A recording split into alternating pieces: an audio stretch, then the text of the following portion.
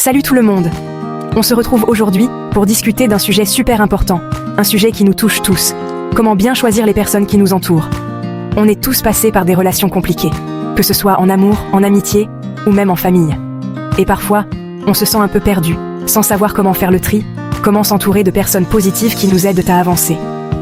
Dans cette vidéo, je vous propose un guide complet en 12 étapes pour vous aider à y voir plus clair.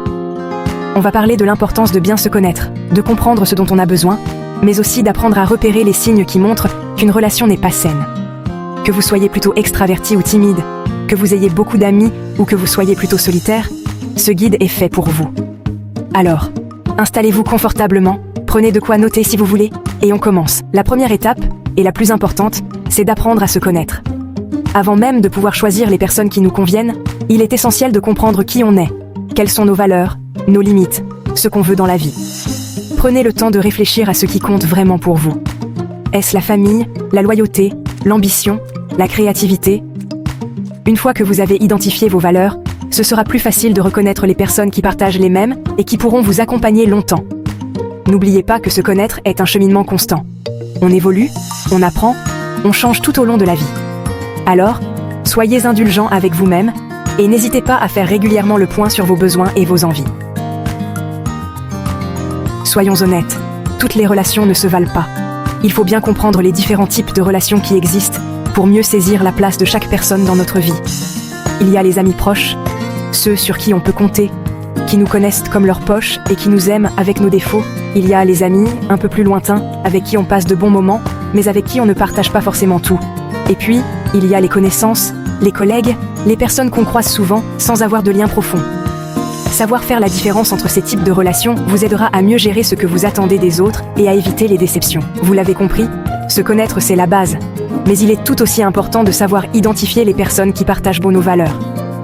Les relations les plus solides et les plus enrichissantes sont souvent fondées sur des valeurs communes, comme le respect, l'honnêteté, la gentillesse ou encore la générosité.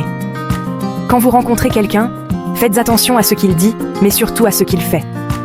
Est-ce que cette personne respecte les autres? Est-ce qu'elle est honnête, même quand c'est difficile? Est-ce qu'elle est prête à donner sans rien attendre en retour? Si vous voyez des contradictions entre ses paroles et ses actes, il faut se poser des questions sur sa sincérité. Des fois, les gens peuvent nous dire ce qu'on veut entendre, mais c'est ce qu'ils font qui montre qui ils sont vraiment. Regardez bien comment la personne se comporte dans différentes situations, surtout quand elle est sous pression, fatiguée ou stressée. Comment réagit-elle face à un imprévu? Est-ce qu'elle gère bien ses émotions? Est-elle patiente et compréhensive avec les autres? Faites attention aux petits détails, aux petites phrases qui peuvent révéler beaucoup sur sa personnalité et sa façon de voir les choses. Une autre question importante à se poser est: quel est l'effet de cette personne sur ma vie? Est-ce que je me sens bien avec elle? Est-ce que cette personne m'inspire, me motive, me donne envie de m'améliorer? Ou au contraire, est-ce que je me sens épuisée, dévalorisée, après avoir passé du temps avec elle? N'oubliez jamais que vous méritez d'être entouré de personnes qui vous encouragent, qui vous aident à réaliser vos rêves et qui vous aiment tel que vous êtes. Il faut apprendre à reconnaître les signes qui peuvent indiquer une relation toxique. Si vous remarquez un ou plusieurs de ces signes, prenez du recul et protégez-vous. Le manque de respect est un signal important.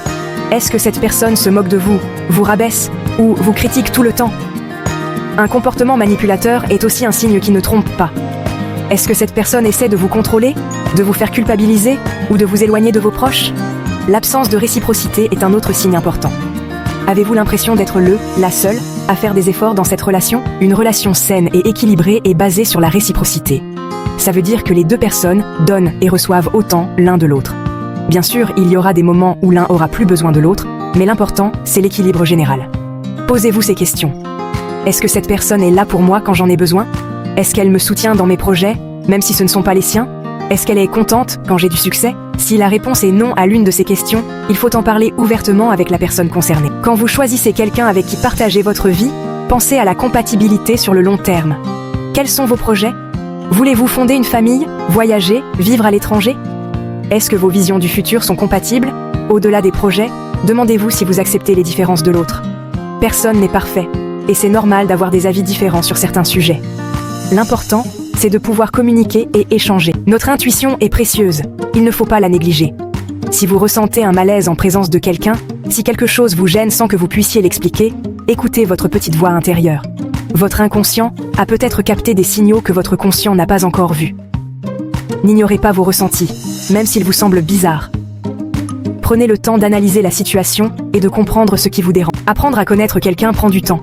Ne vous précipitez pas et prenez le temps d'observer la personne dans différents contextes. Comment se comporte-t-elle avec les autres? Comment réagit-elle face à un échec? Est-elle capable de se mettre à la place des autres?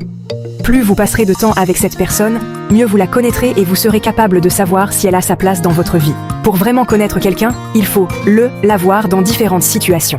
Observez comment la personne se comporte en groupe, face à des difficultés, et dans l'intimité. Est-ce qu'elle est capable de faire des compromis? Est-ce qu'on peut compter sur elle? En testant la relation dans différents contextes, vous pourrez mieux évaluer sa solidité. Parfois, malgré tous nos efforts, certaines relations ne marchent pas. Il faut être prêt à s'éloigner des personnes qui ne nous correspondent pas ou qui nous font du mal. Ça peut être dur, surtout s'il s'agit de personnes qu'on apprécie. Mais il faut se rappeler qu'on mérite d'être heureux, et épanoui. N'ayez pas peur de mettre fin à une relation qui ne vous convient plus. C'est une preuve de courage et d'amour-propre. J'espère que ce guide vous aura aidé à choisir les bonnes personnes dans votre vie. N'oubliez pas que vous êtes la personne la plus importante dans votre vie et que vous méritez d'être entouré de personnes bienveillantes qui vous aiment et vous respectent. N'hésitez pas à partager vos conseils et vos expériences dans les commentaires, ça m'intéresse de vous lire. On se retrouve bientôt pour une nouvelle vidéo. En attendant, prenez soin de vous et abonnez-vous à la chaîne pour ne rien manquer.